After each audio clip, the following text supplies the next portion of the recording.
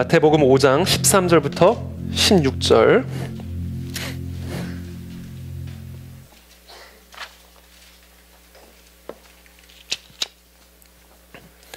저와 여러분들이 한 절씩 교독하겠습니다.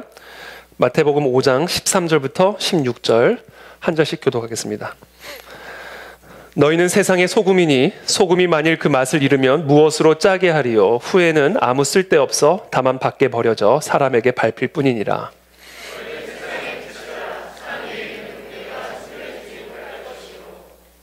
사람이 등불을 켜서 말 아래에 두지 아니하고 등경 위에 두나니 이러므로 집안 모든 사람에게 비치느니라. 같이 너희 빛이 사람 앞에 비치게 하여 그들로 너희 착한 행실을 보고 하늘에 계신 너희 아버지께 영광을 돌리게 하라. 아멘.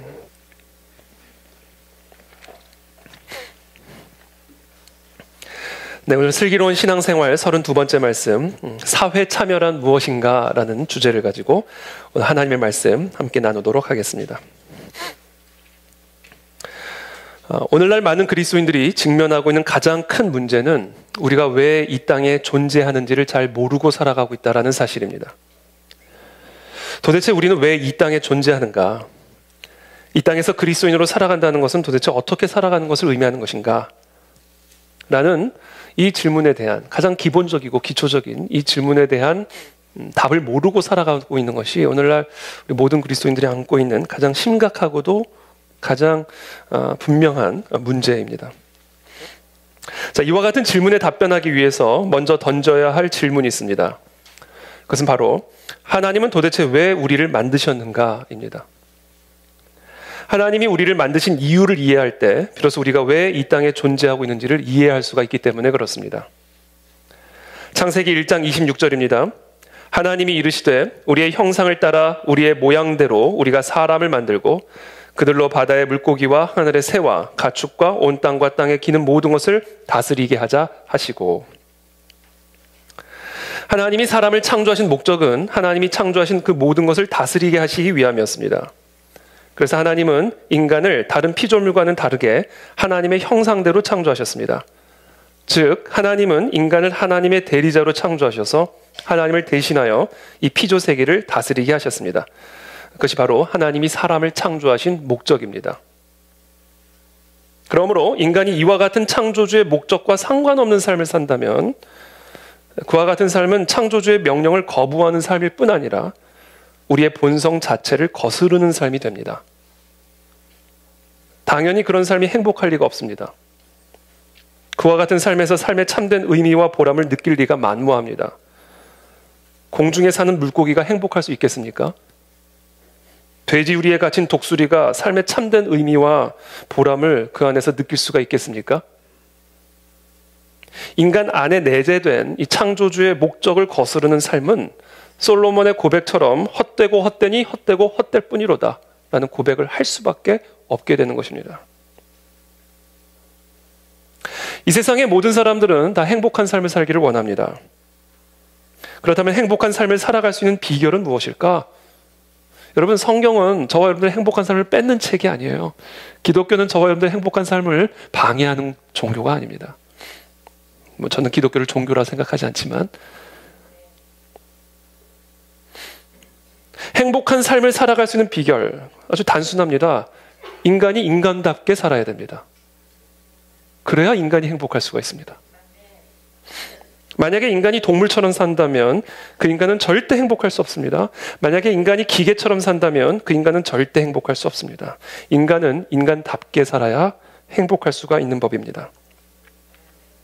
그렇다면 인간이 인간답게 살아간다는 것은 무엇을 의미하는가? 인간을 지은 목적대로 사는 겁니다. 망치를 망치답게 사용하는 것은 망치를 지은 목적대로 사용하는 겁니다. 그리고 그때 망치는 가장 행복한 삶을 살 수가 있는 것이죠. 시편 기자는 인간을 창조하신 하나님의 목적을 이렇게 고백합니다. 주의 손으로 만드신 것을 다스리게 하시고 만물을 그의 발 아래 두셨으니.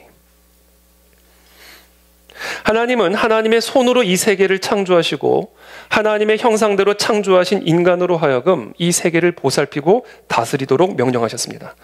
바로 이것이 하나님이 우리를 창조하신 목적이고 이것이 우리가 이 세상에 있는 이유입니다. 이 이유를 여러분 정확하게 이해하시고 이 목적을 위해 사시는 저와 여러분들이 되시기를 축복합니다. 하나님이 창조하신 이 세계를 보살피고 다스리는 일은 땅과 바다와 같은 자연세계의 경계를 훨씬 넘어섭니다. 예컨대 우리 인간들도 창조세계의 일부입니다. 그러므로 우리가 보살피고 다스려야 할 대상은 자연세계뿐 아니라 인간의 생명까지도 포함됩니다. 즉 우리가 돌봐야 할 세계 안에는 산과 들만 포함된 것이 아니라 엄마 뱃속의 태아까지도 포함됩니다. 우리가 돌봐야 할 창조 세계에는 돌고래뿐 아니라 고아와 탈북자까지 포함됩니다. 우리가 돌봐야 할 멸종 위기에 처한 북극곰뿐 아니라 멸종 위기에 처한 사법적인 공의까지도 포함이 되는 것입니다. 우리가 보살피고 다스려야 할 창조 세계는 자연 세계뿐 아니라 세상 문화까지 포함합니다. 바로 이것이 우리를 지으신 목적이요 우리가 이 땅에 있는 이유입니다. 그리고 이와 같은 목적을 위해 살아가는 삶이 인간답게 사는 삶이요 인간이 인간답게 살 때 비로소 인간은 참된 행복과 행복한 삶의 의미를 발견할 수가 있게 되는 것입니다. 우리는 우리에게 맡겨진 이와 같은 창조 세계를 세상이라고 부릅니다. 성경에서 세상이라는 단어는 크게 세 가지 뜻을 가지고 있습니다. 첫 번째 뜻은 하나님이 창조하신 물리적인 영토나 지역을 의미합니다. 마태복음 24장 14절입니다. 이 천국 복음이 모든 민족에게 증언되기 위하여 온 세상에 전파되리니 그제야 끝이 오리라. 여기서 말하는 세상은 우리가 살아가고 있는 이 물리적인 땅과 영토를 의미합니다. 두 번째 뜻은 인간의 죄로 말미암아 하나님의 창조 질서가 파괴된 세상을 의미합니다. 요한일서 2장 15절입니다. 이 세상이나 세상에 있는 것들을 사랑하지 말라. 누구든지 세상을 사랑하면 아버지의 사랑이 그 안에 있지 아니하니 이는 세상에 있는 모든 것이 육신의 정욕과 안목의 정욕과 이생의 자랑이니 다 아버지께로부터 온 것이 아니요 세상으로부터 온 것이라. 자, 세 번째 성경에서 말하는 세상은 비록 인간의 죄로 말미암아 하나님의 창조 질서가 파괴되었지만 하나님께서 끝까지 포기하지 않으시고 구원하고자 하시는, 그래서 하나님의 통치와 창조 질서를 회복하고자 하시는 세상을 의미합니다. 요한복음 3장 16절이죠.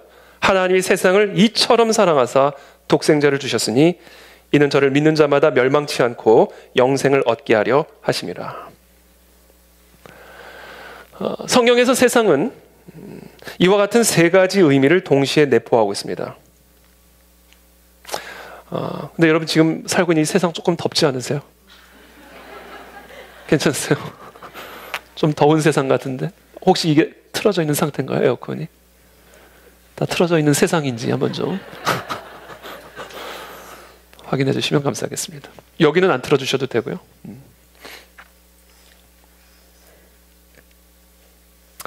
자, 성경에서 세상은 이와 같은 세 가지 의미를 동시에 내포하고 있습니다. 세상은 우리가 살아가고 있는 이 땅입니다. 이 땅의 존재는 문화까지 포함합니다. 그런데 이 땅은 인간의 죄로 오염되고 타락됐습니다. 그러므로 이 땅에서 살아가는 그리스도인의 사명이란 바로 타락한 이 세상 속에서 무너진 하나님의 창조 질서를 재건하여 하나님의 나라와 통치를 이루어가는 것입니다. 바로 이것이 우리가 이 세상에 존재하는 이유입니다, 여러분.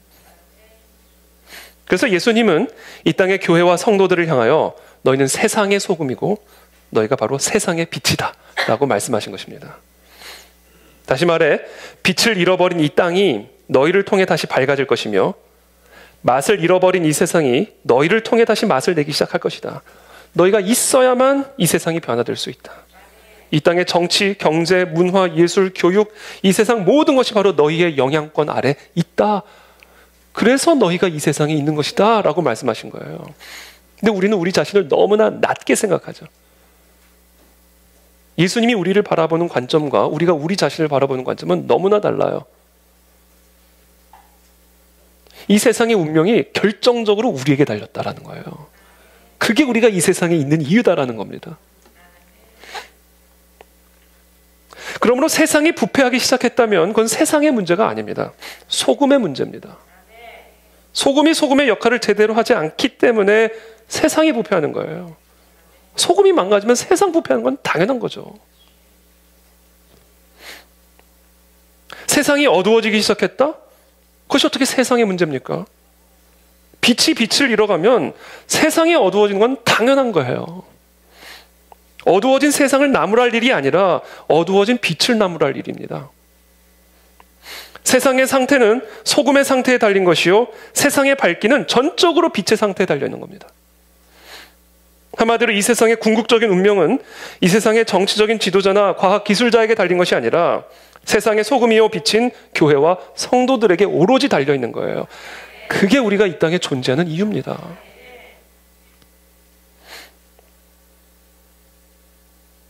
우리 그리스도인들이 이와 같은 삶의 목적을 깨닫지 못하고 세상 사람들과 다름없이 출세지향적이고 성공지향적인 삶을 살아가고 있으니 이 세상에서 출세하고 부유해지는 그리스도인들은 많아지는데 정작 세상은 계속해서 어두워지고 더 부패해져 가고 있는 거예요. 그리스도인들이 이 세상에서 돈을 벌고 성공을 하는 것이 잘못된 것이라는 의미가 절대로 아닙니다. 그것을 삶의 목적으로 삼으면 안 된다는 거예요. 물론 우리 대부분의 그리스도인들은 말로는 그것이 삶의 목적이 아니라고는 말하지만 실제로는 그것이 목적이에요. 실제로는. 다양한 명분과 구실을 내세우고 있지만 마음의 중심으로 실제로 그 사람들의 삶을 끌어가고 있는 목적은 세상을 위한 삶이 아니에요. 세상적인 삶이에요. 너희는 먼저 그의 나라와 그의 의를 구하라. 그리하면 이 모든 것을 너희에게 더하시리라. 세상적인 그리스도인들이 삶의 목적으로 삼고 있는 세상적인 것들은 하나님이 명령하신 세상을 위한 삶을 살아가는 자들에게는요, 부산물처럼 따라오는 거예요. 그런데 너무나 많은 세상적인 그리스도인들이 부산물처럼 뒤따라올 것을 뒤따라가는 삶을 살아가니까 얻지도 못하고 지치기만 하는 거예요. 아니, 내 뒤를 따라오는 것을 뒤따라가는데 그걸 어떻게 얻습니까? 나를 뒤따라오는 것으로부터 계속 도망치는 형국이 되잖아요. 그러니까 결국 하나님이 주시는 복으로부터 계속 도망치는 삶을 사는 거예요. 우리 삶의 방향과 목적이 잘못되어 있기 때문에 하나님의 복이 우리를 잡지를 못해요. 그 대신 염려와 궁핍이 우리를 사로잡아 우리가 원치 않는 불행한 삶으로 끌고 가는 겁니다. 세상의 소금과 빛으로 부름받은 그리스도인들의 삶이 그렇게 되니까 개인의 삶이 불행해지는 것은 당연하고 세상까지 불행해지는 거예요.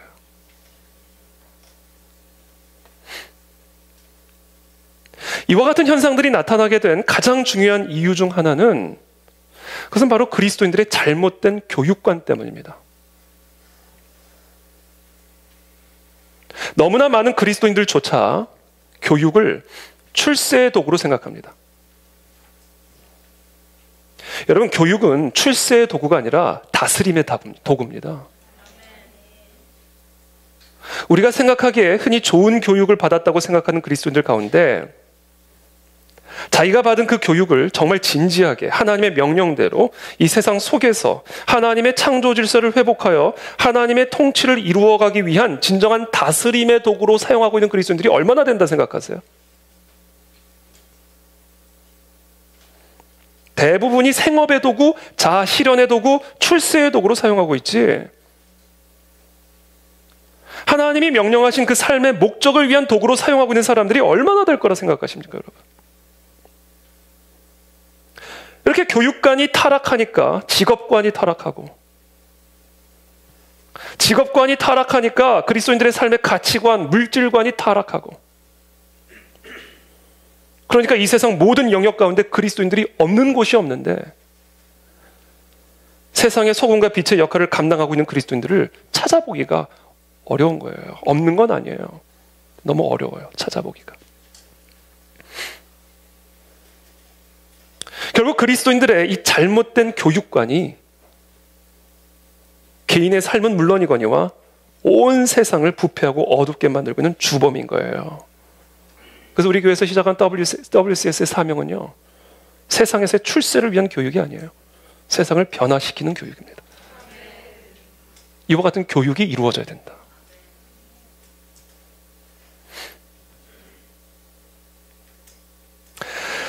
자, 그렇다면 세상을 변화시키고 다스리는 소금의 그 짠맛이 무엇일까?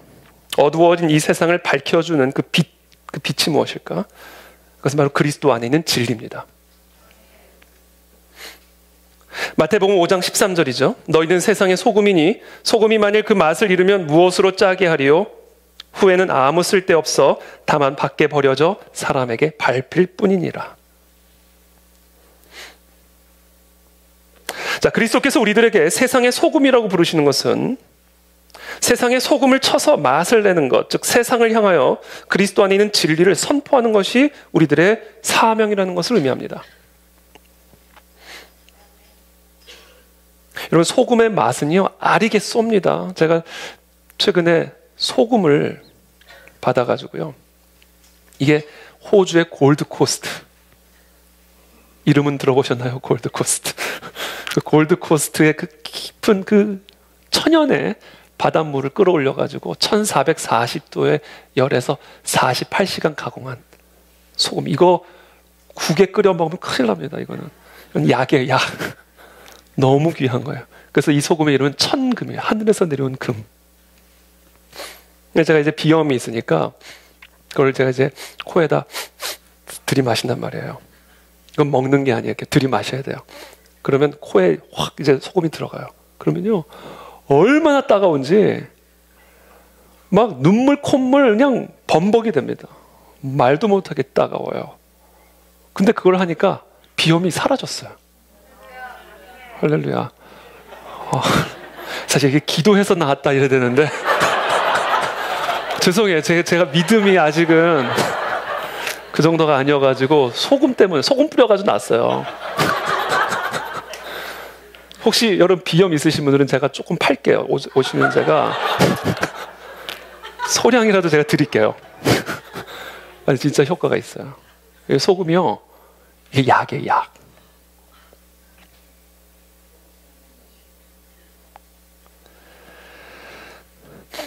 하나님의 이런 순수한 메시지도 늘 인간의 부패한 마음을 쏩니다. 오죽하면 사람들이 거기에 반항하다 못해 되쏘기까지 했겠어요. 너무 아프니까. 이사야, 예레미야, 세례 요한, 예수님, 베드로, 바울. 여러분, 교회와 이 교회의 설교에 소금이 있으면요, 그것을 못마땅하게 생각하는 반응이 나와야 되고 나올 수밖에 없어요. 왜? 우리는 부패한 인간이니까. 거기에 순결한 하나님의 메시지가 떨어지는데 어떻게 안 아플 수가 있어요?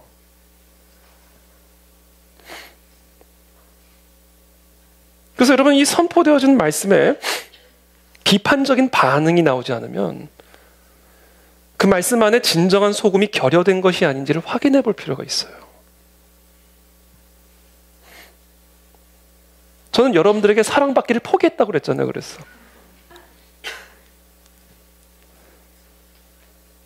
교회가 세상을 향하여 진실된 소금을 치고 있다면 교회를 향한 세상의 저항과 반발이 일어나지 않을 수가 없습니다. 그래서 교회가 세상과 지나치게 가까운 관계를 유지하는 것은 별로 좋지 않은 신호일 수 있어요. 사람들이 설교자를 지나치게 칭송하는 것 역시 좋은 신호가 아닐 수 있습니다. 설교자가 강단에서 소금을 제대로 뿌리지 않고 있다는 의미일 수가 있기 때문에 그렇습니다. 사람들이 그의 설교에 제대로 쏘여본 적이 없기 때문일 수 있습니다.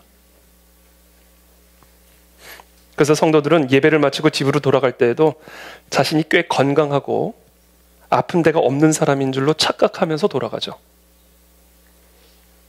매 주일마다 엉터리 건강검진을 받고 기분 좋게 달달한 느낌으로 집에 돌아가면서 죽어가는지도 모르고 죽어가는 겁니다. 그래서 예수님은 소금을 제대로 치지 않은 교회에 대해서 아주 무시무시한 심판을 선언하시죠. 마태복음 5장 13절입니다. 너희는 세상의 소금이니 소금이 만일 그 맛을 잃으면 무엇으로 짜게 하리요? 후에는 아무 쓸데없어 다만 밖에 버려져 사람에게 밟힐 뿐이니라. 예수님께서 너희는 세상의 꿀이다. 그래서 얼마나 좋았을까요? 근데 예수님 너희는 세상의 소금이다. 이렇게 말씀하셨어요. 유약하고 무르고 나긋나긋한 교회들을 보면 세상의 꿀단지가 되는 게 그들의 야망인 것처럼 보입니다. 사랑의 하나님이라는 솔깃한 개념으로 쓰라린 인생에 달콤한 설탕만을 뿌려줍니다. 유치하기 짝이 없는 낭만주의로 천국만 남기고 지옥도 개작해서 없애버렸습니다. 마귀에 관한 현실을 외면한 채 이미 세상을 다 이긴 척합니다.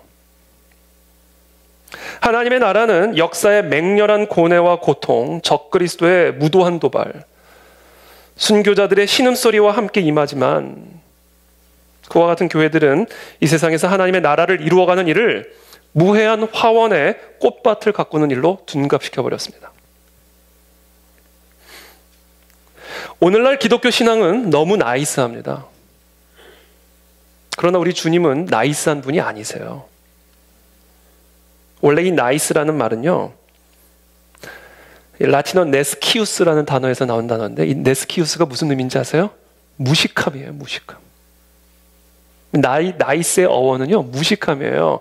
여러분, 무식하면 용감해진다는 말 있잖아요. 아니요, 사실은 무식하면 나이스해집니다.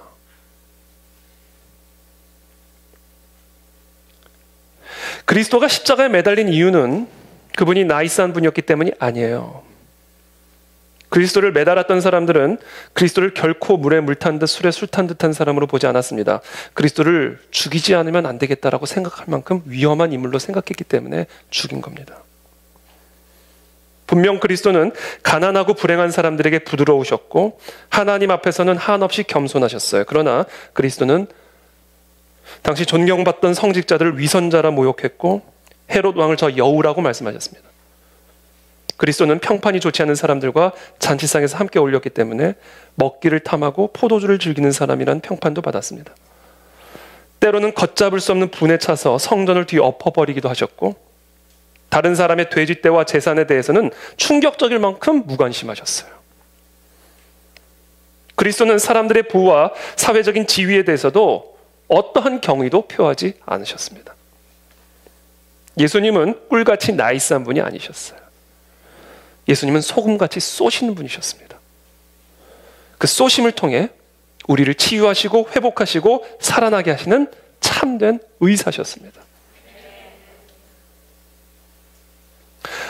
또 예수님은 우리를 향하여 너희는 세상의 빛이다 이렇게 말씀하십니다. 마태복음 5장 14절부터 15절까지 함께 읽어보겠습니다. 시작.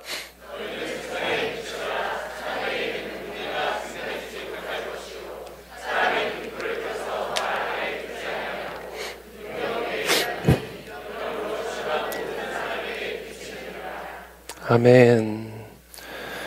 여러분, 이 등잔불의 본래 기능은 어둠에 감추어진 것들을 보이게 하는 겁니다. 그러므로 너희는 세상의 빛이다 라는 말씀은 우리 그리스도인들은 어둠 속에 있는 이 세상을 보이도록 밝히는 사명을 갖고 있다는 의미입니다. 어둠은 우리를 보지 못하는 소경으로 만들어버려요. 아무리 좋은 시력을 갖고 있어도 어둠이 임하는 순간 소경이 됩니다. 그래서 어둠은 우리의 손과 발을 속박합니다. 그래서 우리에게 두려움을 주고 절망으로 몰아넣습니다. 자, 그렇다면 이 세상을 이토록 어둡게 만드는 것은 무엇인가? 그래서 이 땅의 모든 사람들을 소경으로 만드는 게 무엇인가? 거짓입니다. 거짓이 이 세상 모든 사람들을 다 소경으로 만들고 흑암 가운데 몰아넣습니다. 봐도 보지 못하고 들어도 듣지 못하게 하는 것은 다름 아닌 거짓의 영입니다. 자, 그렇다면 이 거짓을 밝히는 빛, 소경의 눈을 뜨게 하는 빛은 무엇인가? 진리입니다. 진리를 알지니 진리가 너희를 자유케 하리라.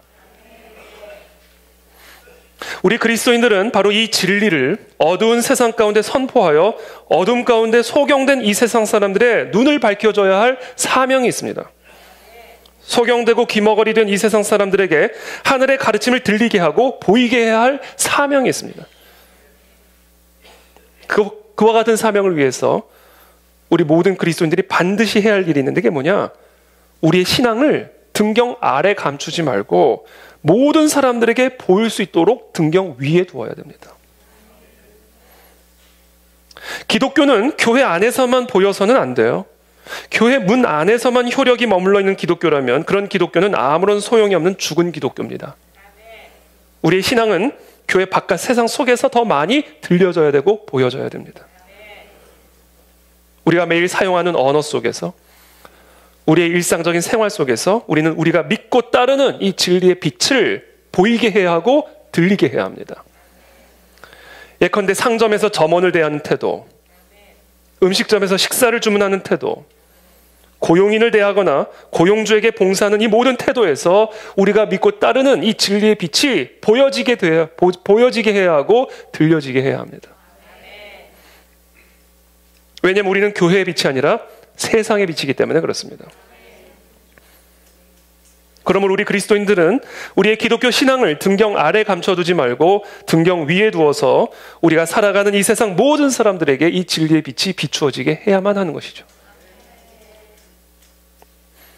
특별히 여기서 우리 한 가지 명심해야 할 사실이 하나 더 있는데요. 여러분, 이 어둠 속에 빛을 비추면요, 사람들이 그 빛을 통해서 볼 뿐만 아니라 그 빛을 봅니다. 기본적으로.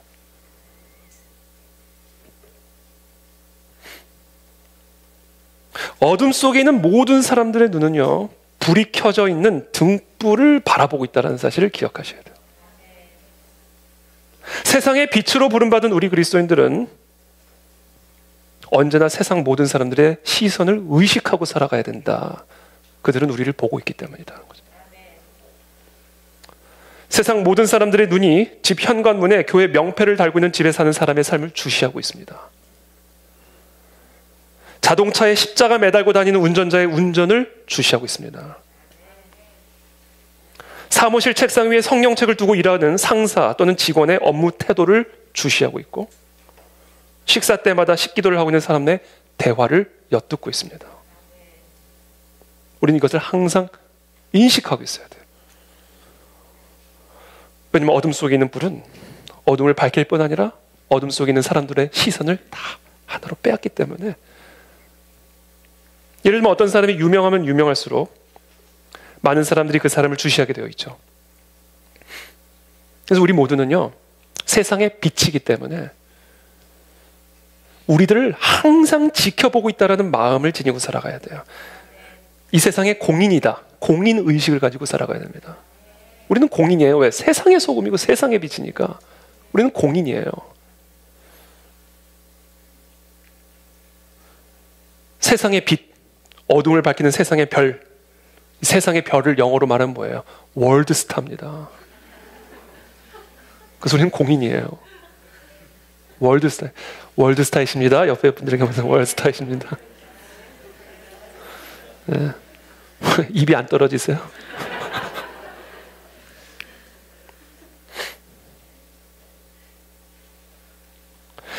마태복음 5장 16절에 다시 한번 같이 함께 읽겠습니다. 시작.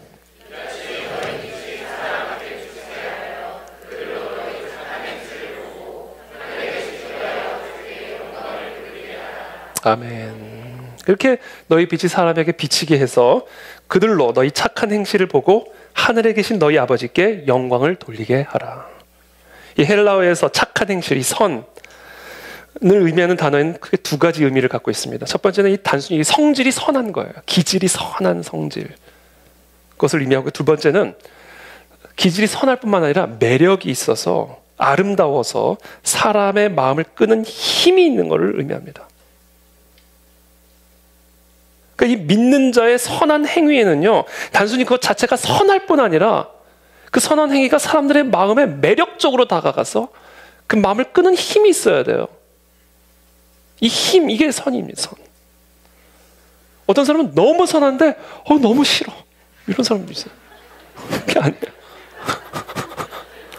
너무 선한데 너무 매력적인 거예요. 그래서 사람의 마음을 끄는 힘이, 그 안에 아름다움이 있는 거예요.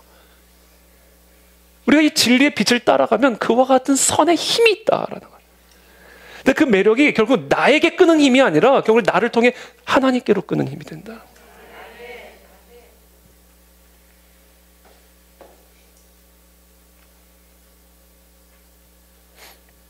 그 사람도 너무 매력적이고 좋은데 그 사람이 믿는 하나님이 더 좋고 더 궁금한 거예요. 이게 선이다. 저는 그런 우리 모두가 되기를 축복합니다.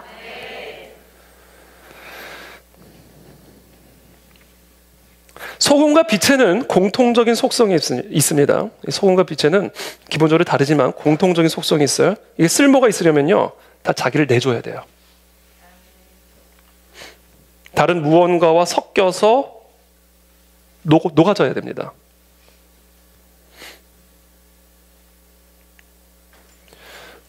소금이 물에 들어가면 물 속에 녹아서 물이 소금물이 되잖아요. 빛이 비치면 여러분, 빛과 어둠이 딱 갈라집니까? 아니에요. 어둠 속으로 들어가서 어둠이 사라지는 거예요. 빛은 어둠 속으로 들어가고 소금은 음식 속으로 들어가서 녹아 없어짐으로써 빛과 소금의 영향력이 나타나게 되는 겁니다. 그래서 여러분, 소금은 소금통에서 나와야 돼요. 빛은 등경에서 나와 등경 위로 올라가야 됩니다. 그래서 어둠과 섞여야 되고 음식물 속으로 들어가야 됩니다. 물론 소금통은 안정감을 느끼게 해주고 느낌도 좋습니다. 소금끼리 있으니까. 등경 아래에 있는 등불은 바람에 불이 꺼질 위험이 없기 때문에 안전합니다. 그러나 여러분, 소금통에 머물러 있는 소금은 세상을 변화시킬 수가 없고요. 등경 아래에 있는 등불은 어두운 세상을 밝히는 빛이 될 수가 없습니다.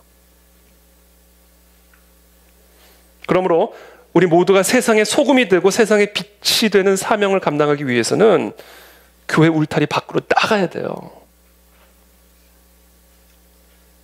마치 예수님께서 저 천국의 쾌적한 기후 속에서 안주하지 않으시고 종의 형체로 자신을 비워 어두운 이 세상 속에 들어오셔서 이 세상을 밝히는 빛이 되어주셨듯이, 그래서 우리를 구원하셨듯이 우리들도 이 편안하고 안락한 교회 울타리로부터 나와서 음식물 속으로 들어가는 소금이 되어야 되고 어둠 속으로 들어가는 빛이 되어야 됩니다. 그런 의미에서 우리 그리스도인들은 이 교회라고 하는 이 울타리가 주는 안정감을 벗어나 어떤 형태든 은둔과 맞서 싸워야 됩니다. 교회는 은둔과 맞서 싸워야 돼요. 우리가 이 세상에 존재하는 이유는 소금통에 안락하게 들어가 앉아서 말이 통하는 편안한 사람들끼리 어울려 지내기 위한 게 아니라 소금통에서 나와 이 세상 속으로 들어가 이 세상의 짠맛을 회복하기 위함입니다. 물론 우리가 이 세상을 기독교화 시킬 수 있을 것이라는 약속을 받지는 않았어요.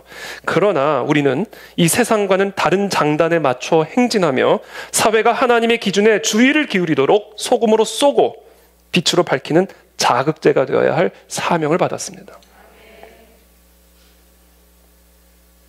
결국 너희는 세상의 소금이요 세상의 빛이다라는 이 말씀은 이 세상으로의 참여를 향한 부르심이에요. 나오라는 거예요. 다 나오라는 겁니다. 소금통에서 나오라는 거예요. 등경에서 나가라는 겁니다.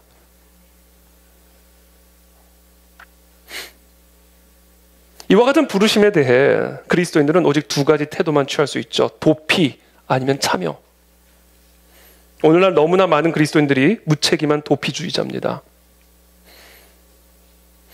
그러나 여러분, 성경적인 복음주의자들은 무한 책임의 참여주의자들이에요. 예수님께서는 저녁을 두루다니며 대중에게 복음을 전파하고 소수의 제자들을 앉혀놓고는 가르치고 찾아오는 병든 자들을 고쳐주셨습니다. 대중에게는 선포하고 그중 소수의 제자들은 앉혀놓고 가르치고 찾아오는 병자들은 고쳐주셨어요. 선포하고 가르치고 고쳐주셨어요. 교회를 세우시고 학교를 세우시고 병원을 세우신 겁니다. 이게 모든 선교사들이 선교지에 가서 한 그리스도의 사역이에요. 영혼 구원과 사회 참여는 성경적인 복음주의의 양 날개입니다. 이 두 날개가 있어야 날아요. 존 웨슬리가 설교한 복음은 언제나 그리스도의 이름으로 사회적인 대의를 추구하도록 사람들을 고무시켰습니다. 그 시기에 영국을 휩쓴 변화는 이 웨슬리 브래디라고 하는 사람의 책 웨슬리 이전과 이후의 영국에 잘 기록되어 있습니다. 이 책의 부제는 복음주의의 부흥과 사회 개혁입니다. 그 책의 내용을 제가 잠시 인용하겠습니다.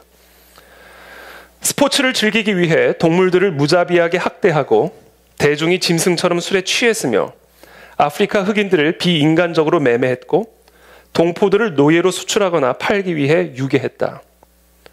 어린이들의 높은 사망률, 보편적인 도박 중독, 감옥 제도와 잔인한 형법, 만연해가는 무법 풍조 등 명백한 표지들은 아마도 영국민이 당시 다른 어떤 기독교 국가 사람들 못지않게 심하게 타락했고 사나웠다라는 것을 시사한다.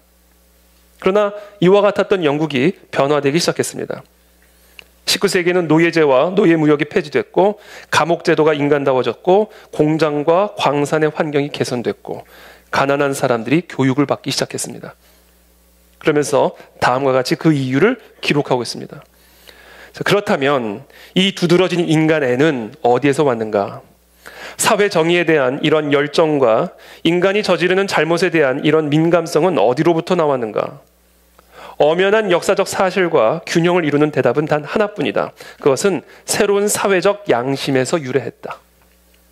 그리고 그 사회적 양심은 일반적으로 인정하듯 여러 기원을 갖고 있지만 생동감 있고 실제적인 기독교의 복음주의 부흥에서 태어났고 자랐다. 저는 이와 같은 부흥운동이 우리나라에서도 일어나게 되기를 기도하고 있습니다. 그리고 그 안에 진리교회가 그렇게 쓰임받게 되기를 기도하고 있습니다. 자, 이와 같이 영혼 구원과 사회 참여가 균형을 이루는 이런 복음주의적 부흥운동이 일어나기 위해서 세상의 소금과 빛으로 부름받은 교회와 성도들에게 요구되어지는 세 가지 요소가 있습니다. 그 세 가지 요소를 간략하게 말씀드리도록 하겠습니다. 첫 번째는 비전이 있어야 됩니다. 비전을 받아야 됩니다.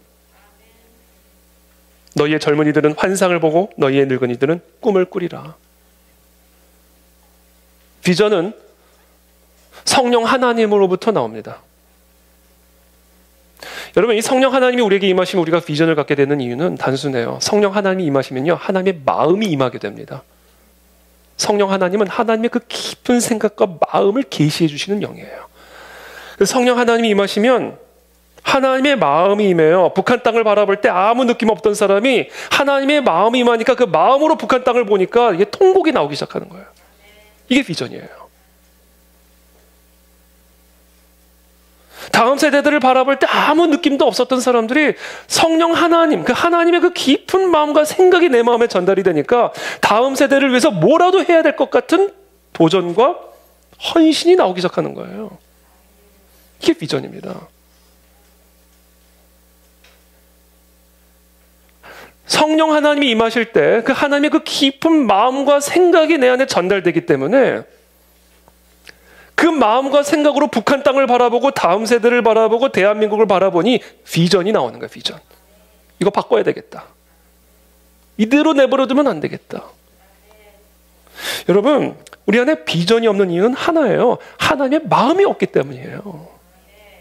그러니까 북한을 봐도 아무 느낌이 없는 거고 다음 세대를 봐도 아무 느낌 없는 거예요. 비전이 없는 이유는 하나예요. 하나님의 마음이 없기 때문입니다.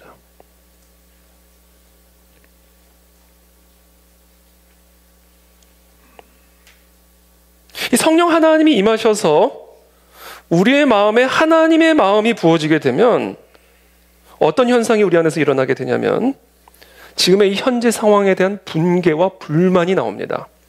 우리는 이것을 거룩한 불만이라 말할 수 있어요.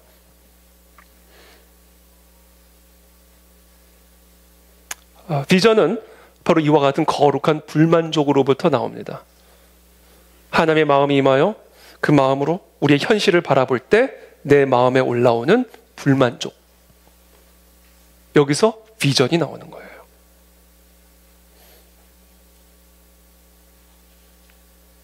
제가 생각하기에 이 땅의 교회들이 예수 그리스도를 정말로 격분하게 만들고 있는 것은요, 교회 안에 격분이 존재하지 않는다는 사실이에요. 교회가 너무 냉담해요. 이 냉담이란 게 뭐예요? 받아들일 수 없는 것을 너무 잘 받아들이고 있어. 이게 냉담입니다. 하나님이 참을 수 없다고 생각하는 것에 대해서 우리는 너무 잘 참고 있어요. 이게 냉담이에요.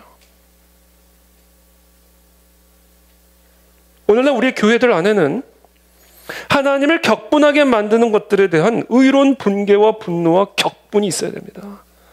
여기서 비전이 나오는 거예요.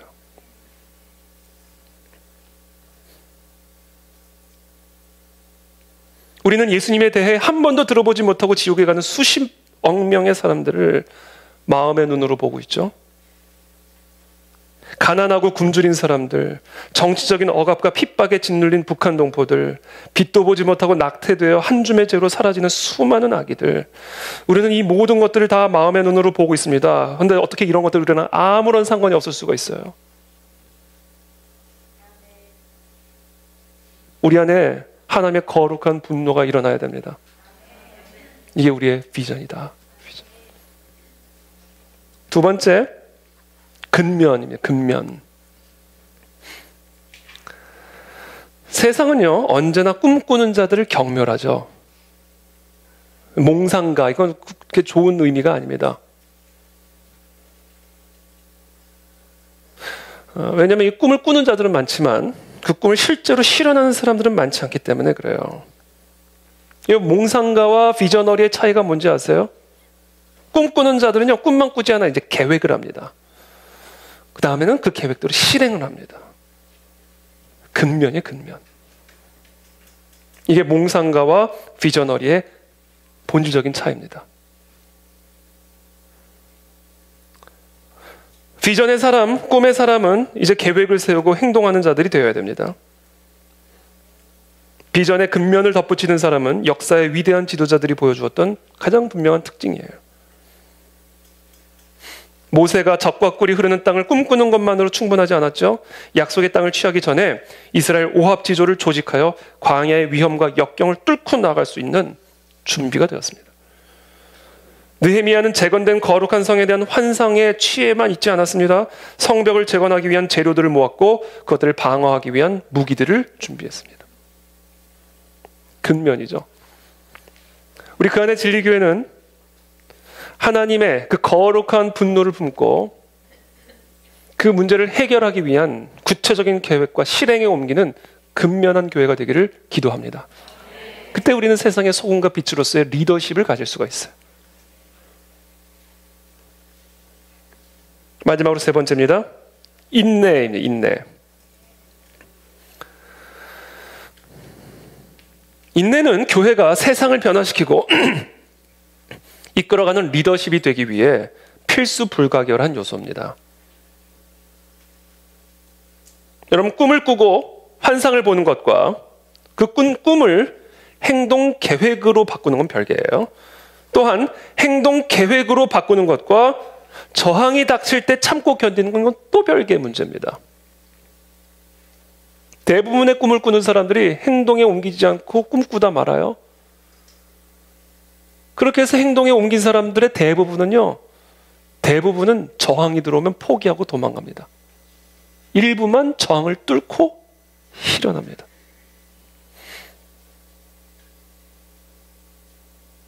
여러분, 하나님의 꿈은요, 반드시 저항을 만나기 마련이에요. 어떤 일을 추진하자마자 반발 세력들이 집결하고 무관심한 냉담은 적대감으로 바뀝니다. 하나님의 뜻은 일사천리로 되는 법이 없어요. 반드시 저항을 만나요. 저도 교회 개척할 때도 경험해 보니까 하나님의 뜻이면요, 맨 땅에 부딪히면 이게 머리가 깨질 것 같은 느낌이 들거든요. 근데 머리가 안 깨지고 맨 땅이 깨져요. 이게 하나님의 일이에요. 그래서 혹시 여러분 지금 하나님의 뜻에 순종하기 위해 마치 맨 땅에 헤딩해야 되는 것 같은 그런 상황 가운데 계십니까? 물론 함부로 헤딩하면 안 돼요. 머리 다쳐요.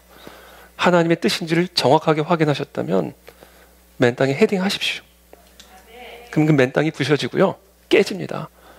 그리고 거기서 싹이 나기 시작해요. 자라기 시작하고 그래서 열매를 맺기 시작합니다. 이게 하나님의 일이에요. 그래서 하나님의 일은요, 저항이 있어도 추진이 됩니다. 아니, 오히려 저항을 통해 하나님의 일은 더욱 정련이 되고 날카로워지고 강해집니다.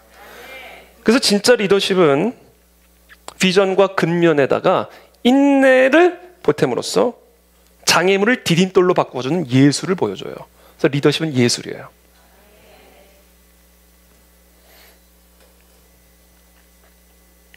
구약에서 모세는 이 점에서 뛰어나죠. 백성들이 그에게 불평한 적이 12번이고요. 모세가 감당하기 어려운 모반이 일어난 적도 여러 번 있었어요. 애국 군대가 그들을 위협했을 때, 물이 떨어졌거나 너무 써서 마실 수 없었을 때, 먹을 고기가 없었을 때, 정탐꾼들이 돌아와 가나안 땅 들어가면 죽는다 보고했을 때, 속 좁은 사람들이 모세의 지위를 질투했을 때 모세는 인내하고 또 인내하고 또 인내했습니다. 그런 결국에는 아무런 문제도 없었다는 듯이 하나님의 뜻대로 그 수많은 하나님의 백성들을 끌고 약속의 땅 코앞으로까지 나아가 여호수아에게 인계를 해주고 본인의 삶을 마무리 짓죠. 신약의 사도 바울도 괴롭고 폭력적인 반대에 항상 직면했었죠. 여러 번 매질을 당했고 돌에 맞고 옥에 갇혔습니다. 정신적으로도 고난을 받았죠. 그의 가르침에 반박하고 이름을 비방하고. 하지만 하나님의 나라에 대한 이 비전을 잃어버린 적은 단 한 번도 없었습니다. 그것을 선포하는 일을 포기한 적도 없었습니다. 죽음 외에는 벗어날 길이 없는 지하 감옥에서 이렇게 썼어요. 나는 선한 싸움을 싸우고 나의 달려갈 길을 마치고 믿음을 지켰으니. 이 끝까지 지키는 거예요. 어떤 저항이 와도, 어떤 공격이 와도 하나님이 내게 주신 그 비전을 끝까지 지켜내는 겁니다. 사도 바울은 전 세계가 복음화되는 거 못 보고 죽었습니다. 비참하게 감옥에서 죽었어요. 근데 우리는 그 열매를 다 누리고 있고 보고 있어요. 이게 하나님의 비전입니다. 하나님의 비전은 끝까지 지키기만 하면 하나님이 열매를 맺게 하십니다. 여러분들의 비전을 지키십시오. 인내함으로 견뎌내십시오. 반드시 열매를 맺게 하십니다. 이제 말씀을 맺겠습니다. 소금은 조금만 뿌려도 그 많은 반죽의 전체가 변화됩니다. 그렇죠? 이 양 자체로만 보면 세계 인구에서 진실한 그리스도인의 비율은 다량의 음식물에 넣은 소금 몇 알갱이에 견줄만 하죠. 그만큼 보잘것없는 수입니다. 그래서 그리스도인들은 낙심할 수 있습니다. 너무 소수고 또 너무 고립되어 있고 또 너무 보잘것없게 느껴지고. 하나님의 이 나라를 고작 소수의 보잘것없는 남녀들이 대변하고 있다고 생각하면서 맥이 빠지고 두려울 수가 있습니다. 허무하게까지 느껴질 수가 있어요. 그러나 여러분, 예수님의 말씀을 들으십시오. 예수님은 우리가 세상의 소금이라 분명히 말씀하셨고 우리가 세상의 빛이다라고 분명히 말씀하셨어요. 작고 초라한 그리스도인들의 소수의 무리가 이 세상을 지탱하고 있는 힘이다라고 말씀하셨습니다. 그러므로 광막한 이 세상의 이 불경스러운 환경 속에서 우리 모두는 너무나 소수고 보잘것없는 고독한 그리스도인이라 한탄할 것이 아니라 사람들의 조롱과 냉소에도 아랑곳하지 않고 예수님의 말씀 믿고 보이게 하고 들리게 하고 외쳐야 됩니다. 예수님도 그러셨어요. 무명의 갈릴리 사람 예수 그리스도는 세계 최강대국의 대변자인 빌라도 앞에 죄수의 신분으로 쓰셨습니다. 로마 제국 앞에 죄수로 쓰신 거예요. 얼마나 초라합니까? 그러나 예루살렘 그 빌라도의 총독 집무실의 그 하잘것없는 장면에서 로마 제국 전체로 큰 떨림이 퍼져나가기 시작했어요. 이 떨림과 진동은 온 땅을 틀어쥐고 세상의 기초를 흔들기 시작했습니다. 어부와 세리 출신의 보잘것없는 소수의 무리들은 로마 제국 전역으로 흩어져서 세상을 어지럽히는 소금이 되었고 세상을 뒤집어 놓는 빛이 됐습니다. 이와 같은 떨림과 진동은 신약 성경 도처에 나타나고 있고 세계사 전체를 관통하여 우리들에게까지도 고스란히 전달이 되고 있습니다. 이 떨림과 진동이 다음 주 6월 5일 강남 땅 한 복판에서 우리의 찬양과 기도를 통해 울려 퍼지게 되기를 기도합니다. 강남을 넘어 서울을 넘어 한국을 넘어 북한을 넘어 열방으로까지 퍼져나가는 떨림과 진동이 소수의 외침과 기도를 통해서 일어나게 되기를 기도합니다. 함께 기도하며 나가겠습니다.